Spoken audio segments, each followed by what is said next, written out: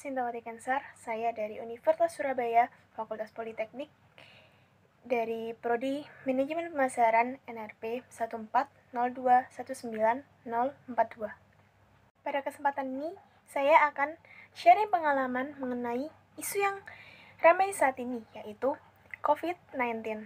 Bahkan wabah yang berasal dari kota Wuhan, negara Cina, yang mulai tersebar per tanggal 25 Februari 2020. COVID-19 merupakan permasalahan global yang bukan hanya terjadi di negara berkembang di benua Asia saja, melainkan juga di negara maju, di benua Eropa maupun benua Amerika. Indonesia sendiri, Presiden Indonesia, yaitu Bapak Joko Widodo, mengeluarkan aturan untuk warganya bekerja dari rumah, belajar dari rumah, serta beribadah dari rumah. Hal ini digunakan untuk mengantisipasi penyebaran COVID-19 di tengah masyarakat. Aturan ini disambut baik oleh sebagian besar lembaga masyarakat. Contohnya, Universitas Surabaya menerapkan sistem belajar online untuk kegiatan belajar mengajar. Namun, kebijakan ini tidak berjalan sebegitu efektif. Banyak dari kalangan masyarakat yang panik akan hal ini.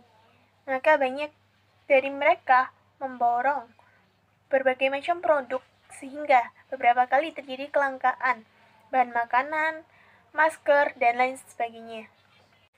Bahkan sempat muncul di berita bahwa ada seseorang yang belanja di supermarket menggunakan alat pelindung diri, di mana alat pelindung diri ini adalah alat yang melindungi dokter, relawan, dan lain sebagainya yang berada di rumah sakit agar tidak terpapar oleh COVID-19.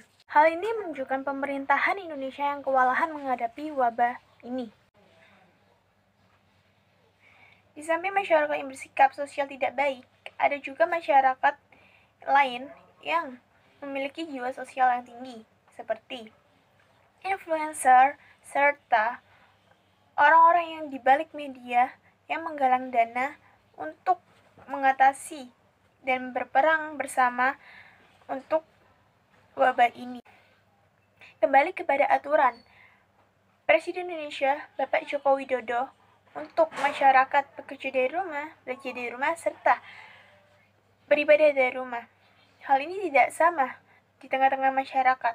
Ada masyarakat yang tidak bekerja namun memiliki penghasilan yang tetap dan dapat hidup sebagaimana semestinya. Namun ada masyarakat yang harus bekerja demi kelangsungan hidupnya.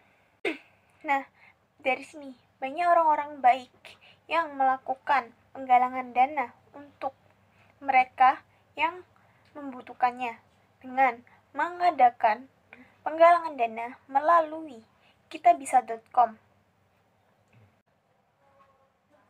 Bentuk penggalangan dana ini memiliki motif yang berbeda-beda, seperti halnya Arif Muhammad yang menaruh link dan banyak orang yang menyumbang. Dalam sehari, limitnya sudah terpenuhi. Ada juga Rahel V-nya, beauty influencer, yang juga melakukan hal yang sama. Selain melalui Instagram, ada juga dari Narasi TV yang mengadakan konser dari rumah aja, yang mengajak para artis Nusantara untuk bermain musik melalui YouTube dan tidak mendapatkan sponsorship apapun.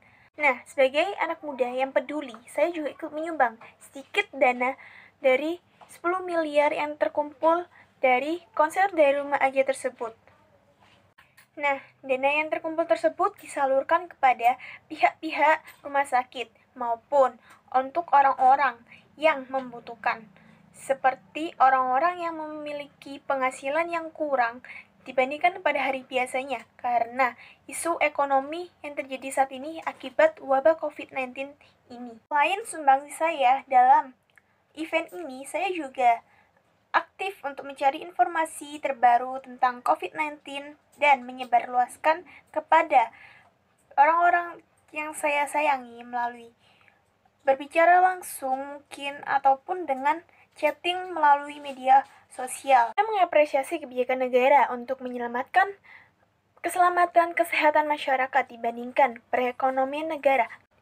Karena situasi ini dihadapi oleh dunia internasional, maka perekonomian internasional akan segera membaik seiring dengan berhentinya pandemi ini di kemudian hari. Indonesia yang memiliki kekompakan dan solidaritas yang tinggi dalam menghadapi situasi ini bersama. Falsafah negara Indonesia yaitu Pancasila, terutama sila kedua yang berbunyi kemanusiaan yang adil dan beradab, serta sila keempat yang berbunyi kerakyatan yang dipimpin oleh hikmat kebijaksanaan dalam permusyawaratan perwakilan. Dalam hal ini, pemerintah juga sudah cukup tanggap aktif dalam membuat kebijakan-kebijakan yang digunakan untuk menghadapi pandemi seperti saat ini. Dalam situasi ini, pemerintah tidak tinggal diam. Pemerintah juga turun tangan dengan rakyat kecil dengan memberikan sejumlah dana agar masyarakat tetap di rumah. Pemerintah juga memberikan fasilitas khusus untuk tenaga medis yang menangani pasien COVID-19. Mereka diberikan penginapan di hotel dan akhir kata, saya berharap agar pandemi ini akan berakhir dan semua akan berjalan seperti normal, seperti biasanya. Dan saya berharap agar setiap dari kita terus menjaga kesehatan diri demi kebaikan kita sendiri. Kurang lebihnya, saya mohon maaf. Terima kasih.